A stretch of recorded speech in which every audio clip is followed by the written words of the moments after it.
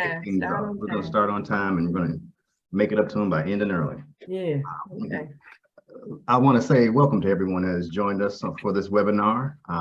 We're calling it LISC Lending 101, or Borrowing from LISC. My name is Andre Gibson. I am a program officer for LISC in the Memphis office. We're just here to talk about the lending product offerings of Local Initiative Support Corporation. A little bit about LISC. LISC is a CDFI, that stands for Community Development Financial Institution. We were founded in 1979, headquartered in New York City. And I'm sorry, I'm getting to it. Our mission is to, together with residents and partners, LISC forges resilient and inclusive communities of opportunity across America, great places to live, work, visit, and do business and raise families. Specifically, talking about our lending and how that relates to our mission, because our lending tends to be mission focused and relationship oriented. We invest in companies and organizations, not only for the better of that borrower, but for the betterment of the community around that business or that organization. You can see some of the strategies that we pursue to strengthen, develop, equip, invest, and drive development and investment in underserved communities. And just since 1979, LISC has invested and leveraged over $100 billion into projects supporting affordable housing, small business capacity, economic development, healthcare, so on and so forth. I mentioned that we are based in New York City, but LISC has a nationwide reach. In addition to our massive network of partner organizations, you can see there over 2,100. We also have our 3 national affiliate organizations, which is the National Equity Fund, the New Market Support Company, and IMIDO. Additionally, LISC Memphis is one of 37 local satellite offices serving specific geographic regions, and we have the Rural LISC office that serves smaller communities across the United States. Now, what is LISC?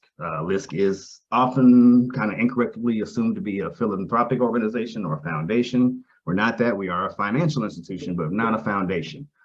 We are a community development lender. We raise public and private funds from foundations, government entities, private corporations, bond and insurance notes, and so on, as you see there. And we direct those funds back into our communities. Our ability to leverage our dollars, has been key to our impact in small businesses and community organizations across the country. And the investments and leveraging that we provide come from many different sources, as you can see. I'll be joined on this call by my executive director, Ms. Kathy Moore-Cowan, Andrea Rattray, a national underwriter with our national LISC team, Jay Bennett, a senior business development officer, and Karen Bennett, a national small business underwriter. They're going to help us discuss what LISC does, what our process looks like, how to get a borrower to yes, some of the technical support that surrounds our products, etc. And just some notes for housekeeping. All the audience members are on mute. Please use the chat feature, or actually the Q&A feature, to present any questions you have. And after the scheduled content we have, we're going to address any questions that come up. And with that brief introduction, I'm going to pass it on to my executive director to talk a little bit about LISC Memphis specifically. Hello, and welcome. Let's see. You're controlling the slides, right? There we go. I'm not going to talk before you long, because really the focus here is on lending, but I do want you to know a little bit about LISC Memphis. We've been here tomorrow, 2 years. Tomorrow's our birthday. And thank you, Jay. Thank you for that. But we've been here, and in the 2 years, we've done a little bit of something. Besides assembling a team of there are 4 people on our team. In addition to Andre, there's Katie Midgley, another program officer, and Emma Beth Weaver, who's an assistant program officer with us. So we've got a mighty team of 4. But we also, and thanks to the Kresge Foundation, who invested in us initially, we've been able to do a few things. Number one, we're working to increase affordable housing preservation. We know we're in an area where 40% of our housing stock is old and have a lot of deferred maintenance. So we are launching the 901 HELP program in conjunction with the City of Memphis, Community Development Block Grant Funds, private capital, and actually also an appropriation from Congress for home repairs for grants for very low income seniors. So it'll be a hybrid program, loans and grants to people, low to moderate income borrowers homeowners who are at 80% of the average median income. So we are working very hard to get that program launched. We know there are a lot of folks that need them. That's one of the things we've done in the first couple of years. We've also worked to increase our nonprofit CD capacity. LISC is the national TA provider of HUD Section $4, which works to increase capacity of CDCs. And so we got $100,000 allocation, and we've been able to work, support 3 local CDCs with those funds after an RFP process. We're hosting an HBCU intern from LOC with the Lamont College with our national partnership for this internship program. And we're providing a lot of advocacy and technical assistance across the city. Our team, I didn't count up all the places that we are providing leadership and influence, from the Housing Authority to the Blight Authority to Building Memphis, various places in the city, various organizations we're working with to just help to move the needle forward with the whole industry. In addition, we're working to improve safety and health in Memphis. We've been working with the City of Memphis's Group Violence intervention program, doing some technical assistance work, sort of doing a scan of the ecosystem of those providing wraparound services. We provided rides to COVID vaccines, to get COVID vaccines, working with the city task force, as well as Innovate Memphis. We've also been able to provide a grant to Memphis Pals for a football field. So we're doing a whole lot of different things in the city. And lastly, probably of interest to a lot of folks, we have been able to actually provide some grants to some businesses. That word BIPOC is Black and Indigenous people of color. Am I saying that right? I have to admit, I just learned 2 years ago, I was on a call and somebody said BIPOC, and I'm like, who's BIPOC? And I said, oh, you're talking about me. Okay, I got a new name. I didn't know that. But at any rate, we have gotten some grants through partnerships with Verizon and Lowe's and different folks that provide capital to LISC to get into the market. Prior to LISC being here, that didn't happen prior to us having a local presence. So we're able to, whatever benefits come on high, we're able to try to get those resources here in the Memphis market. And we work hard and take advantage of every opportunity we see to help Memphis. So that's what we're doing, and that's what we're doing now. We're looking at what LISC has to offer in terms of lending, so that we can help our Memphis community. We're working hard, and we're trying to draw on everything that is there for the taking. Okay. So with that, I'm gonna turn it back to Andre. All right, thank you very much, Kathy. And I'm gonna scoot it over to Andrea. Real quick, tell us where you are and what you do, and then we'll get into it. Yeah, hi folks. Andrea Rattray. I'm a national underwriter. And my position really is kind of working between our national lending team and our local offices, and really helping facilitate loan transactions kind of from origination through closing. And so if you're talking to Andre about a loan opportunity, I may hop on the call, I may be working behind the scenes. So, and really I'm here just to make sure that we're structuring loans and making sure we're matching the best resource to the loan, so we can make sure that our borrowers are taking advantage of kind of everything LISC has to offer, and also hopefully make the lending process as smooth as we can.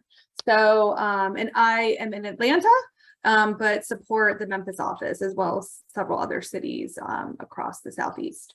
And so just so you all, I know, you know, the Memphis office has been doing a tremendous amount of work, especially in like the kind of grant space and community outreach.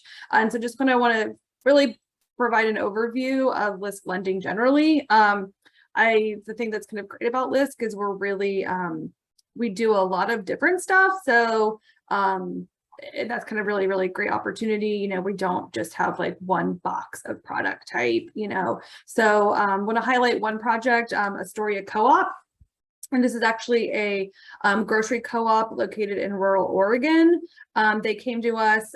They're the only grocery store and fresh food access in this kind of for quite some distance, kind of 40 miles radius. Kind of, we provided a $3.52 million construction loan, which enabled the co-op to expand its footprint as well as offerings. And this was really, really tremendous. LISC in particular, 60 jobs were created, preserved. We ended up with like over 11,000 square feet of commercial space. It also just really allowed them to kind of expand the access of fresh food in the area. And this also was a co-op, so it's great because it actually is our members and our ownership. So it kind of checked a lot of boxes that LISC really cares about.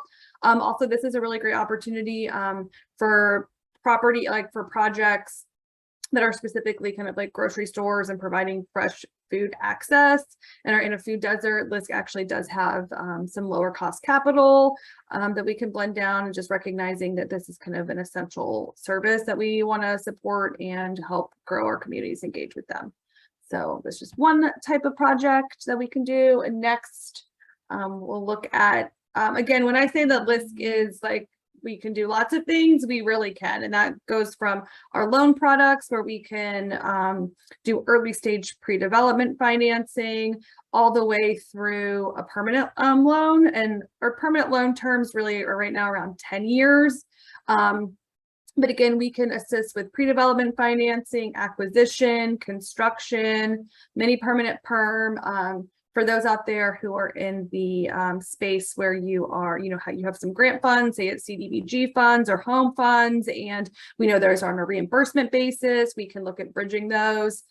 We also do lines of credit as well as working capital. And then, and Jay and Karen are also on this call, and they'll be talking through later kind of more of our underwriting guidelines, but they also support our small business lending. In terms of project categories, again, LISC does a lot. So we can do community facilities, mixed use developments, commercial industrial, affordable housing, economic development, charter schools, small businesses.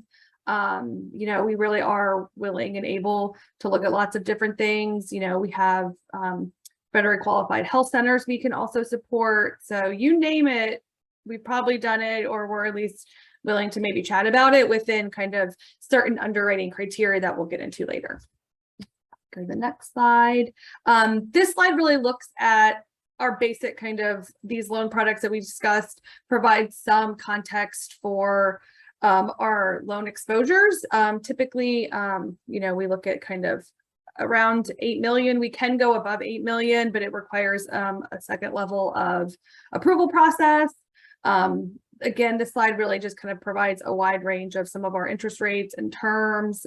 So I will note that our debt typically is full recourse, and we do require corporate guarantees for all our loans. And then for any entity that is a for-profit, we do require a personal guarantee.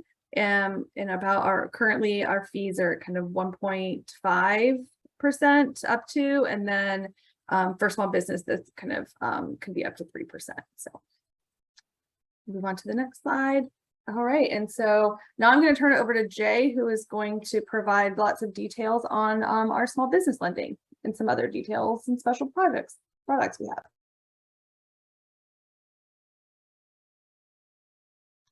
It helps when you're not muted. Sorry about that. Good morning, everyone. Jay Bennett. I'm a Senior Business Development Officer here at LISC, responsible for originating and structuring new business loans. By way of background, I've spent 10 plus years directly in social impact investing, specifically looking for creative ideas and strategies in how to deploy capital into what are deemed underserved communities. I joined LISC back in May, and it was really an opportunity to really align that mission and really what LISC looks to do in terms of small business lending. LISC specifically provides financing to developers and small businesses located in low-income neighborhoods and rural communities. To date, we've closed 63 loans. Total outstanding portfolio balance is right around 25 million. Average loan size is 427,000. In terms of deal range, we can go as low as 100,000 and can really go up to 5 million, but really kind of the 100,000 to 2 million is really the sweet spot. Similar to what Andrea mentioned, when you get above 2 million, there's a different approval process before those loans close. Our average loan terms, 71 months, and interest rates range anywhere from 6.5% to 8%. Loan types, we can do acquisition for owner-occupied real estate. We can do construction or tenant improvement for those businesses, leasehold improvements, and we're pretty efficient in providing permanent working capital. Of the businesses that we lend to, 68% are minority business owned and 54% are women owned. Slide this. In terms of interest rates, I gave you that range, kind of 6.5% to 8%, depending on the program, depending on the source of capital. We often blend down our rates and use what we call credit enhancements to provide better terms for our prospective borrowers. Some of the funds that we have access to or that we're partnering with, the CDFI Capital Magnet Fund, CDFI Rapid Response Fund, the Healthy Food Financing Initiative. We have some internal pools of capital, including funds from a McKinsey Scott grant, in addition to Project X, which I'll touch on in just a moment. We work in the supplier diversity space with Abbott and recently JP Morgan. We have several programs with Wells Fargo across the country, and we're working with Kaiser currently. Go back one slide. Sorry about that. In terms of closing fees, you can estimate for commercial loans, it's up to about 1.5% of the loan amount. And for small business loans, roughly 3% of loan amount. And legal fees will vary depending on the complexity of the transaction, depending on type of work that's involved. 10X is an initiative that LISC has that is specifically designed to provide financing to the African American community.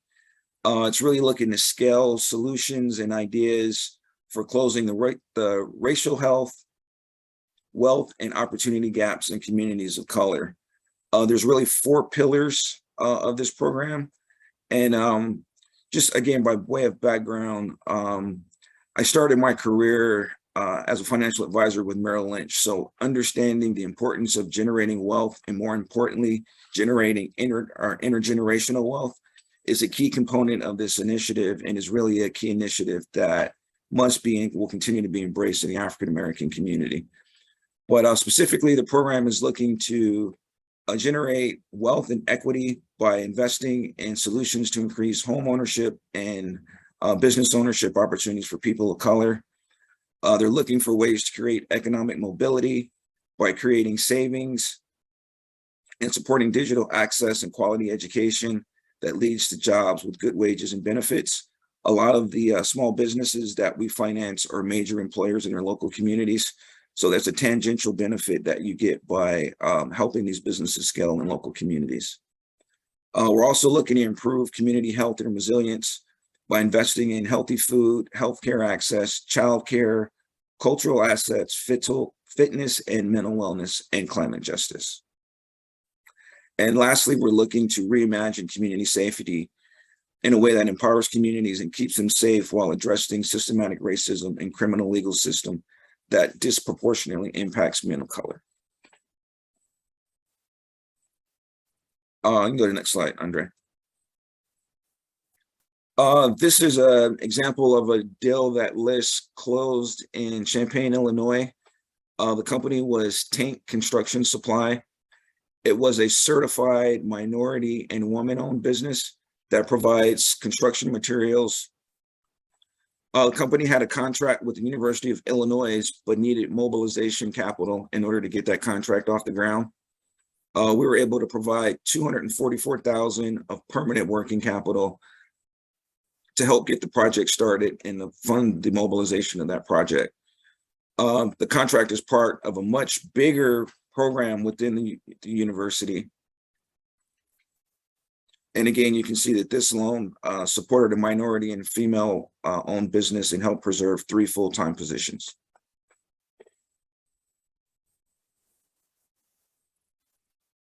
All right, we're going to jump back to Andrea for the next piece on project concept to reality. Yes, so this is super exciting. All right, so now we're going to talk through kind of what LISC lending does, kind of how we get to a yes, and some of our like, kind of nitty gritty underwriting criteria. I also will say that if anyone has like questions, or you can kind of pop them in the chat or in the Q&A, and we can kind of at the end make sure we respond to those, because I know we're kind of providing lots of information. So just wanted to note that. So we can go to the next slide and look at kind of the core components of LISC lending. So as Andre said at the beginning, LISC is a community development financial institution. And part of that is we are a nonprofit, and that means it is in our DNA as an organization, but also as part of our like requirements with the Treasury. Like, we exist to provide capital to to make the unmet needs in communities, with a specific kind of charter for low and moderate income beneficiaries and communities. So the first thing we really look at is project and purpose. And so, we want to understand kind of first and foremost, like what the project does, and also like the organization, who you are. We lend to both nonprofits and for-profits, but we still need to know kind of what the project is doing, where it's located, kind of what about this deal really is kind of serving the community, or kind of building equity for traditionally kind of marginalized communities. We want to understand how it benefits an LMI area on residents in a tangible way. Or is it creating jobs? So there really is a big mission component to the work we do. And so that's kind of, I think, our real first initial screen, really, really important check. That's a very important piece. There's kind of like 2 important pieces, I think, is like the mission and how LISC gets repaid. So again, as Andre mentioned at the beginning, like, yes, we have a grants component and programmatic work that does involve a lot of kind of grants, but LISC lending, we are traditionally borrowing the money we lend. And so we really need that to be repaid. And so we are always really looking at kind of money in and money out, and how does LISC get repaid? And so that's really probably like a big core component of our underwriting. And that really kind of how we assess our likelihood of getting repaid really is based on the stage of the project, the stage of the funding. We'll kind of see if there's other funding sources committed, if there's community backing and engagement and support for it, kind of some of those key elements to help us know that this project really is feasible. And then another thing that's really, really important for LISC is we are, I think, a relationship lender, and we want to be that. So we want to support our, our historic partnerships and continue serving them. But we also want to establish new partnerships. LISC has made, especially through our 10X initiative, a lot of effort to really start supporting emerging POC developers. And so with that, we want to kind of foster new relationships. We also, I think, through our new partnerships, LISC is, we provide technical assistance to kind of make sure projects can move forward. And we're also kind of, if not now, here are the steps we need to get to be able to lend to you. So we do try to kind of build these pathways to lending, and really with the hope that we can build, borrowers to a place where you've lent, you borrowed from a CDFI, and we really, get you to a place where you can be bankable and you can go access capital at a kind of traditional bank. So those are kind of the core components: is mission, repayment, and then this kind of relationship that we like to form. Next slide. So what gets us to yes? Again, the charitable purpose is clear and compelling. For affordable housing deals, and we do, non-subsidized kind of naturally occurring housing, but we do want to understand kind of what the affordability restrictions are, how they're in place, how long they're in place, if we're preserving jobs, if we're creating jobs. Again, where the project is located. Is it in a new market census tract? Is it an LMI tract? Is it a historically redline census tract? Like those are all kind of things we were really embedded. We were really interested in supporting. Again, we want to make sure that payment that we can, repayment is feasible. And that also looks at basically what the repayment event is and what our collateral is. Again, LISC lending in particular, we treat our money like a loan, not as a grant.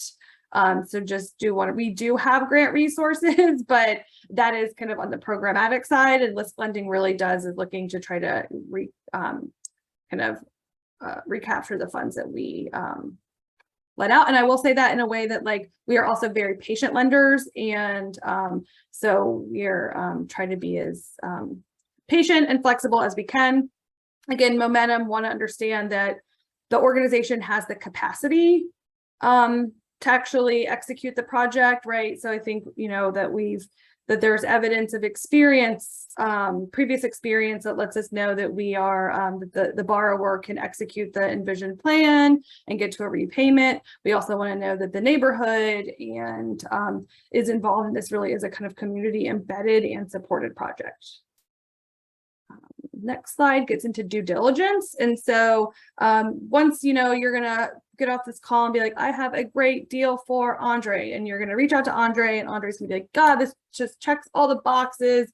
And then he is going to probably send out a list for additional information. And this is kind of a sample of our standard due diligence checklist for commercial products. And so we're looking just for basic project information and financing. We're going to want the financial, kind of the last 3 years of financial information about the organization. Some typical third-party reports we'll kind of expect. We'll typically, at some point in the phases, appraisals, environmental, especially if we're taking the property as collateral. Those are really, really essential. And so then just some background about the organization as well. And then in addition, for small business, we typically require kind of all of these documents, which really are kind of the business background, like the tax returns, P&L, your balance sheet, projections. You all can read it. I'll have to go through the list. And this is our traditional kind of due diligence checklist. We recognize that not all of the time, all of this is really available. So I think that's really in the communication with, as we're getting into the underwriting process, if some of this isn't available now and you're actually using LISC proceeds to pay for some of this, especially some of the third-party reports for pre-development or unsecured financing, we can have that conversation. So I think I always just really encourage everyone to be as kind of communicative about what is available, what's realistic, so that can be kind of baked into the credit approval process. So we're not kind of setting unrealistic terms for everyone. So just really encourage a lot of kind of communication and transparency. And then I think the next slide this is a very cool project in Toledo, Ohio. It was an adaptive reuse of a former Wonder Bread factory. I think someone saved Wonder Bread well before this, or well after this, but I think they almost stopped making it along with Hostess cupcakes or something crazy. But anyways, we're back to business in Wonder Bread. So the Wonder Bread adaptive reuse, we'll say $3.2 million in construction financing that renovated this beautiful building into 33 units of kind of mixed income housing. 20% of the units were at 80% of AMI or below, which AMI is area median income. And then the remainder fell between 100 and 120% AMI. And then there was also a small component of commercial space. I think the thing that was really, really, it's a great example of this project is that when this borrower came to LISC, they had done kind of, at that point, they'd really kind of looked at they'd purchased, rehabbed, and managed several properties. And this was really looking at kind of their next step in scaling up in the development process. And so, the Toledo office did a tremendous job of providing technical assistance to get this to a place of closing. It's been a really successful project. They've actually come back and borrowed. I think they've continued to scale up their operations. And so this is also a 10X eligible person of color development team. It's led by a wife and a husband, really tremendous work. And so it's been really, really great, I think, to see this kind of the growth of them throughout this. I think this is kind of a really great example of, I think, the role LISC can play in providing kind of technical assistance and helping support emerging developers. And then I think I am now so next, Jay and Karen are gonna run through kind of more in detail our considerations for underwriting, in particular, kind of repayment, collateral, feasibility of the project, the organizational capacity, and then the financial health. So I will turn it over to Jay. Thank you all.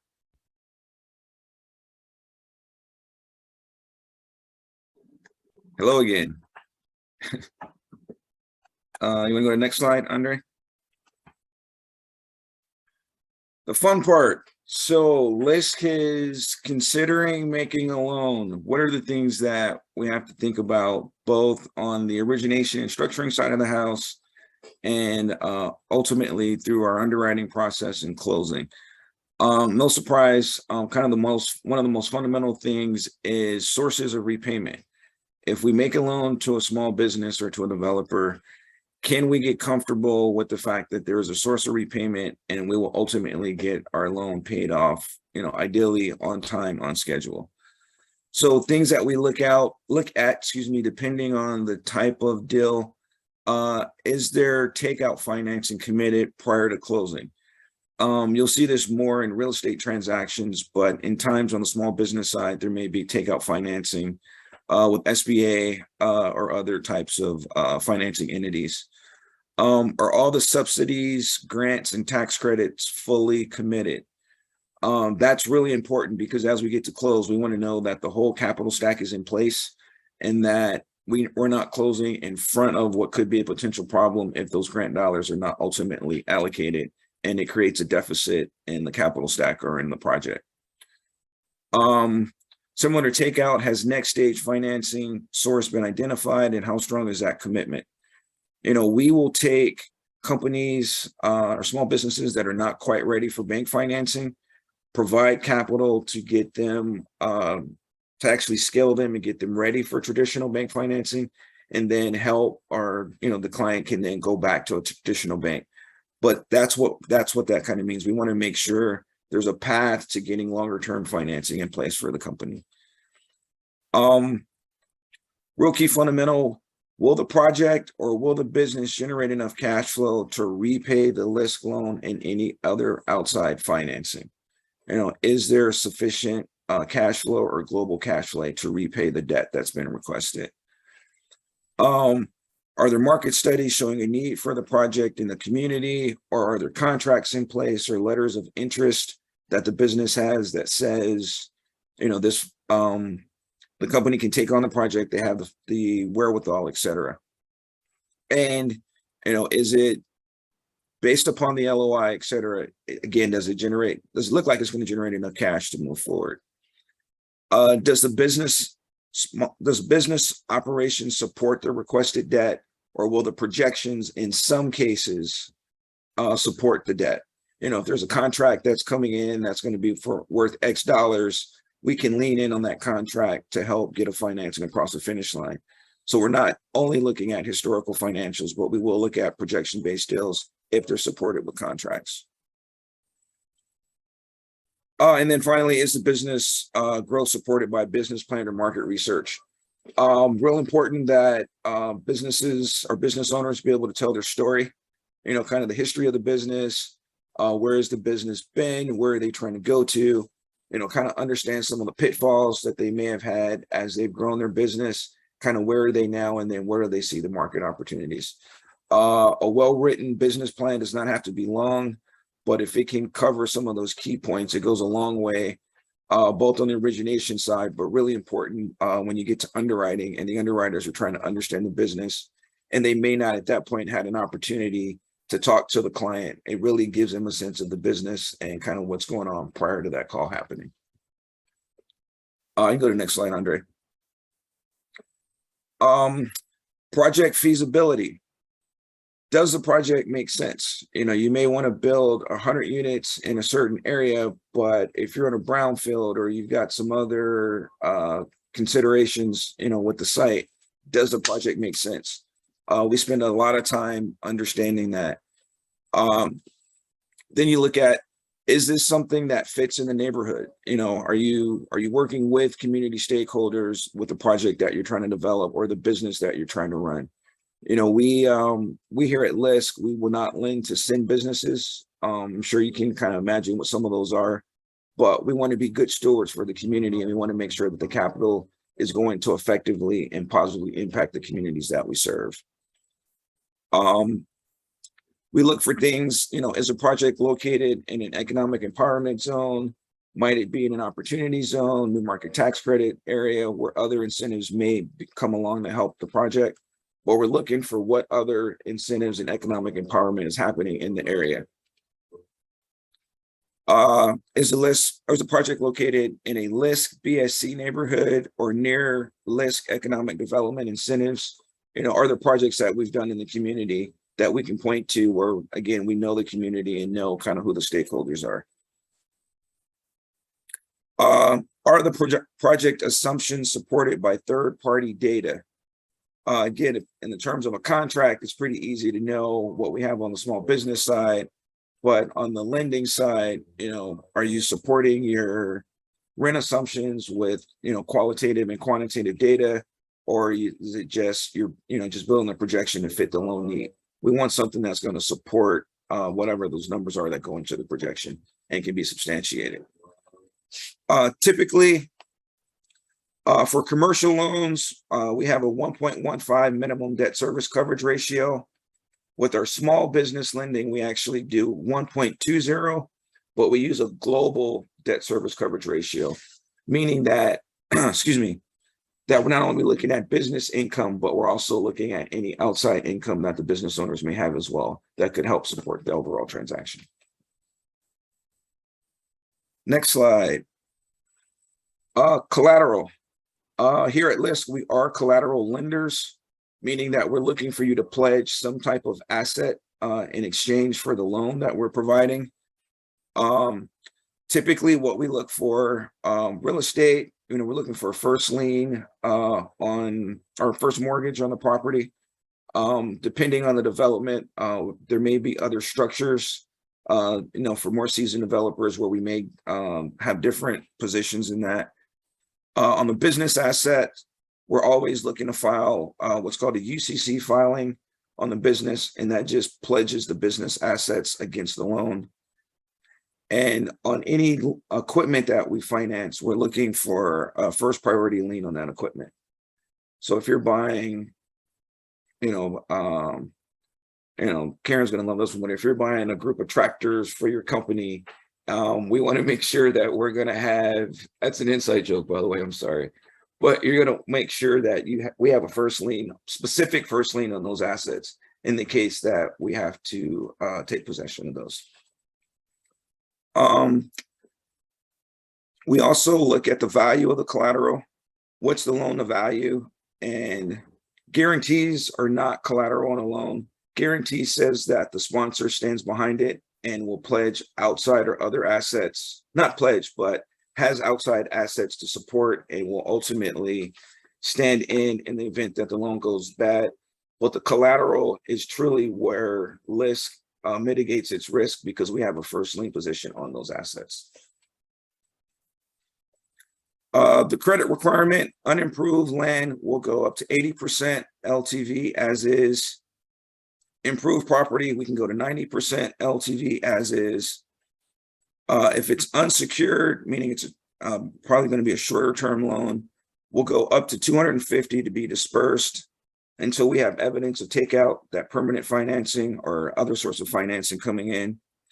And we'll go up to 500,000 provided there's a committed takeout source. So if everything's in place, all the docs are there, we could go up to 500 on that.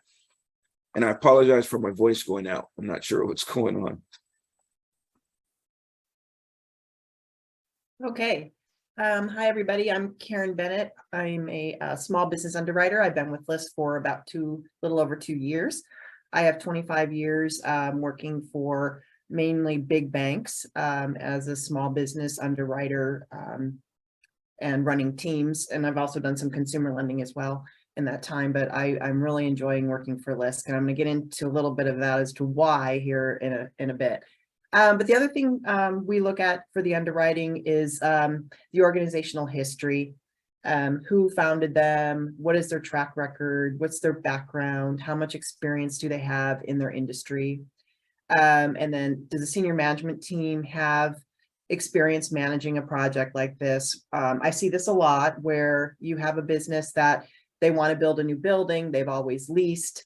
We try to help them get contacts in their community to help them manage the project to make sure they get a decent contractor, because there's a lot of not so nice people out there that can give you a quote of maybe 250,000, come to find out 2 months later, get the better general contractor, and it's really a $500,000 project to finish it the way it needs to be finished and for it to pass all the needed things to get their occupancy. Does the board reflect community served? Do they are they active in the community? Borrower for small business, it's got to be, you have to be a corporate entity. We cannot have John Smith doing business as whatever restaurant or whatnot. You need to have a corporate entity in your corporate docs. Revenues for our small business loans must be greater than 100,000, and we do require 2 months or 2 years of being in business. Now we start getting into the real fun stuff. So for all of our loans that are for-profit entities that have personal guarantees, which are required, we pull background checks. And so transparency with Andre, Jay, myself, Andrea, right off the bat is it's really important, because we're probably going to find things. If there's tax liens out there, it's not a no, but it's let's start working on getting those tax liens on a payment plan, before we can move forward on a loan. If there are arrest records, again, that's not a no, but let's talk about them. What happened? Is it in the past? What were kind of some of the things that happened? So having a not so good clear background report is not necessarily a no. We do some returning citizens here. So we definitely want to work with you and work through the issues, but we need to have transparency for all involved. We work as a team. Jay and I and our clients, we work as a team, and transparency is just extremely important. Next slide. Okay, so financials, are they audited, CPA compiled, or internal? Mainly for small business, we will be using your tax returns. So we will be studying those, your personal and your business tax returns, and your internal financial statements. Sometimes the internal statements are not, they're not real good. They're hard to decipher for us. And then we might put you in touch with maybe a technical assistance to help you get those internal financials in a little bit of better order. And then again, we run all of your financial ratios, your credit scores, and we do the global cash flow. And we'll touch on the credit scores here, is that if you have a bad credit score, that does not necessarily mean a no. And that is way different from the banks. We had some products at the bank I formerly worked for that if your credit score was below 700, you were out, we moved on to the next one. Here, if you have lower credit scores, we would like to talk to you about them. Do we want things cleaned up? Yes. But there's some things that the medical collections, we don't take those into consideration. We know student loan debt has been problematic. So a lot of those things we don't really take into consideration, but we will pull your credit, and we are going to ask, if there are issues that some of them get resolved. And again, that's not a no, but maybe it's, let's get these things cleared up, and then let's look at this again in 3 or 4 months when some of those things are cleaned up. There's our small business minimum is 600 for the credit score, and commercial real estate is 650. Let me just touch on global cash flow real quick. We do global cash flow for small businesses because mainly small businesses are a reflection of the owners, because they're usually husband and wife, families, and it's kind of one income really. So your small business income flows to your personal financial statement or your personal tax return in many cases. So we want to look at all of your business income, all of your business debts. We want to look at all of your personal income. So, if a significant other has a salary job somewhere else, we can include that if they're going to guarantee the loan, or if they're willing to guarantee the loan. We do not require it.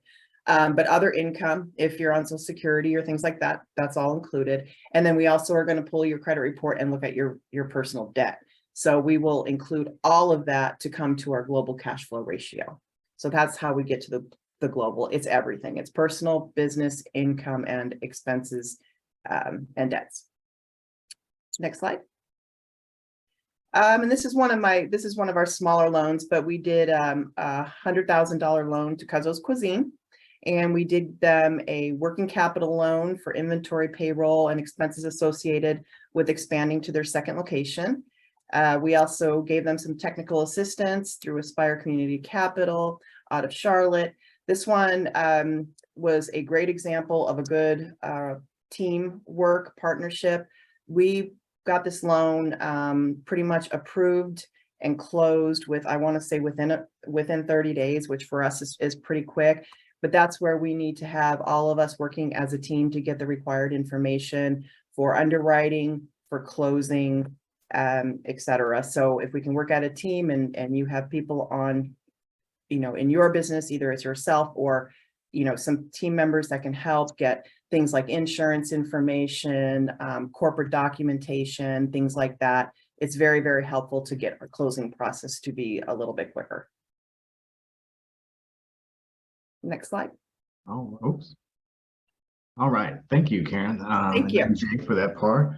I know there was a lot of information for you guys to take in about LISC lending, the meaning behind it, the reason why we do it, and the actual technical portions of the process of getting from an application and engagement to an actual loan. Wanted to present this last slide just as some additional resources for technical assistance here. These are some of the folks that help us help small businesses and organizations get to being loan ready: Tennessee Small Business Development Center, Communities Unlimited, Women's Business Center South, and Epicenter. Of course, that's not a comprehensive list. That's just some of the folks that we've worked with to date. And as we mentioned earlier, we are always seeking to form new partnerships and new relationships with folks that are out there doing similar work to us, trying to help individuals get towards wealth, trying to help small businesses and organizations grow their capacity to positively affect communities. This is a space where we open it up for questions and comments. Like I said, I know that we covered quite a bit today, but I hopefully it was good information, beneficial information. Going to open up the Q&A for you guys to provide your questions. And I'll start. We've already got one in there. The question is, please unpack full recourse loan, the notion of a full recourse loan. And is that particularly relative to not for borrowers? I think, Andrea, was that you that dropped that term on us? Yeah, so essentially, LISC traditionally has collateral against our loan, and then we want a full recourse loan, which essentially means that kind of any unpledged assets, if there was a workout or a foreclosure, kind of LISC in theory could use as a repayment source. Again, I do want to reiterate, like, LISC is a very patient lender. We want to work things out. We're really, not in the business of recapturing lots of assets from nonprofits or for profit, we really want to get to a place where we're all made, where the borrower is successful, LISC is repaid, things like that. So I just want to reiterate, while the loans are recourse, we are a very patient lender, and that's part of our DNA. But again, our loans are structured as recourse. So just want everyone to know that. So hopefully that cleared that up. Gotcha. We don't have a very curious crowd, or maybe we hit folks with a lot of information, but I do want to, so maybe while everyone's thinking through their very specific questions about, and I just want to say, Jay, Karen, and I kind of presented on behalf of kind of the perspective of LISC national lending. And I just want to reiterate that the local element of LISC is just like embedded. It's embedded in our name. It's who we are. So we really are looking kind of as an organization for our local offices to really be responding to the needs in their community, kind of the going on trends, the community supported activities. So that really is, you know, like there's not this top-down approach that LISC National is like, you need to be doing these deals. It's really that like Andre and Kathy would be talking in kind of in the community of Memphis, recognizing these needs, and then really kind of creating a strategic plan and effort to really serve the needs of the community. And then like LISC Lending is here to support that work. So just really want to like highlight that really like we're here to support the needs of LISC Memphis and the Memphis community. So just really wanted to close that out, just or to say that so everyone is really aware that we are working kind of, I think, in service of the local offices. And national is how I think we all think about it on lending. So. All right. Yeah, thank you for clarifying that. And I'll go to the next slide, providing my contact information. There's a link there to follow up, lisc.org/lending. And then to reach me directly, it's lgibson@lisc.org. I'm glad we were able to have our team here to kind of describe the process, what LISC is looking for, what our general criteria are, so that, you know, when I speak to some of the folks on this call later on, you will already have kind of a basis of understanding of you know, how to get your some attention to the project that you're looking for. I do have a follow-up question on the full recourse. What would a good next step be if interested in applying for a loan, a commercial loan? I believe that is to reach out to Andre Gibson at his contact information right here. Yeah. I'm gonna answer it, and then yeah, and so it's yes, that's the perfect solution, I think. Yeah, and yeah, just be ready to talk about your capital need, and you know, and we'll have some conversations, and then at some point we'll get these other folks on the call involved. But yeah, I am your starting point. If no other, speaking as slowly as possible, just in case someone is currently typing. Andre, before we close out, I would like to say, you know, when you reflect on that, the mission of LISC, which I haven't committed to memory, only the first word, together. Mm-hmm. And I like that first word because that's how we work, you know, together with other partners. And so with that said, we know there are a lot of organizations that we invited that work with small businesses that may not be directly in need of loan funds themselves, but we are wanting to work together. There are a couple of other CDFIs on the call that we've had conversations with in the past. And, you know, some financial institutions, we're wanting to work together. Sometimes it may be a deal that's too big for one entity to do. And perhaps the way to get the deal done is for us to come together and do that. Or it may be more risk than a bank wants. Working cooperatively and collaboratively, we can get those things done. So I just wanted to say that. So it's this call is, I'm looking at the attendees, and there's a mixture of some small business owners, some entities that work with small businesses and developers, and we're wanting to, you know, we're not, often we may not be the only lender involved. We could be, depending on the size of the deal, but we want to say that. In addition, if you're outside of the Memphis area, if you would just put your name and location in the chat, because we'd love to connect you with our partners. I know one of a bank partner had said, hey, you know, is this just for the Memphis area? And I told her, because she wanted to invite her community development officers who are in other states, I told her, bring them on, because we're all over. And if we get that information, we will connect them to the right place, the right LISC contact that can help them. So feel free, if you are from outside of the Memphis area, please put your information in the chat. And also copy that. We will be providing this presentation. All this information will be shared. And it's so, and if there are follow-up questions, feel free to ask. I know sometimes with me, I don't think right there, be like, oh, should I ask that? But it won't be too late. Mhm.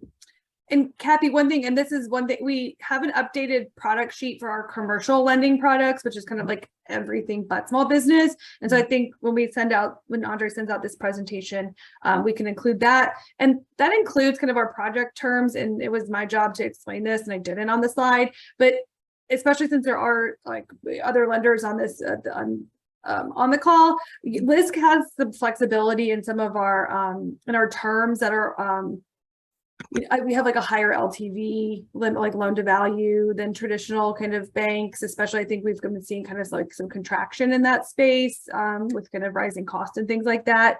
So that's definitely, especially if there are other lenders on the call who are like, we have an opportunity, but like we can only get up to 65% LTV. They really need to go to 90. Like that's a good place where maybe it's kind of a good kind of pass off or kind of like relationship we can kind of talk through. So, or if there's other CDFIs that are kind of in that same space. So just wanted to plug that because I did not do my job earlier, full disclosure.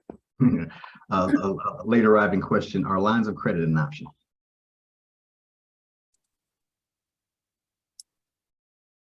So yes, so we have project-based lines of credit, which are kind of, I think, we see those a lot in affordable housing. And then if we're talking about like a working line of capital, I think Karen can talk more about this in particular, but if it's a line of the line of credit that we're bridging a kind of like receivable that's a grant, that's something we can do. But then kind of on the small business working capital line, I think Karen can kind of provide a little more detail on what we can provide there. Yeah, on working capital, so if you are needing a line of credit, which typically banks offer, and you need to borrow from it, like let's say every other week to pay payroll before you get your receivables in, and the receivables are from consumers and companies and not really contract based, that is really not something we do offer. The reason for that is we are not a bank, so we don't hold deposits. So, we can't just automatically put money into your account and automatically pull it out when you need it. So we don't have that type of revolving line of credit. But if you have like a government contract that we can tie that working, capital line of credit to, we can look into doing those. Again, though, we wouldn't be doing multiple draws throughout the month. We would do, we could do like maybe one draw per month. And then when you get to, maybe we do it for 12 months. And then at that point, principal and interest is due, and then we possibly renew it, that sort of thing. But we don't do the ones that are constantly borrowing and paying back. We just don't have the infrastructure for that. And we don't have your deposits in which to make that an easy process. Well, thank you very much. All right. Appears to be all the, I'm sorry. Yeah, there was just a confirmation that yes, more like a construction line based upon known revenue or a grant to come. That was a clarification on the line of credit question. Thank you for that. All right, if there will be no other Q&A, again, email address is on the screen for you to reach out with questions afterwards. And as Kathy mentioned, we will be providing the slides and recording of this session after the meeting for everyone who participated or registered. With no further questions, I'm going to hand it back to Kathy to tell everyone goodbye. No, really, I want to say thank you. Thank you for attending our webinar. I want to thank my colleagues in lending that are helping us. Great partners, have been since we've been here day one. And encourage you to reach out to Andre and to the LISC office. You can see there's a lot of capacity that we have, and to be creative, and we really want to see capital flowing to the communities that we serve here in Memphis, those who've been denied for so long. So, it's not easy always, but we're going to try to do all we can to figure out how to get things done. Sometimes we can, sometimes we can't, but we won't be because we didn't try. So with that said, goodbye, and see you later. I'm going to count on it. All right, bye-bye. Thank you, everyone. Take care, everybody. Thank you. Bye. Bye-bye.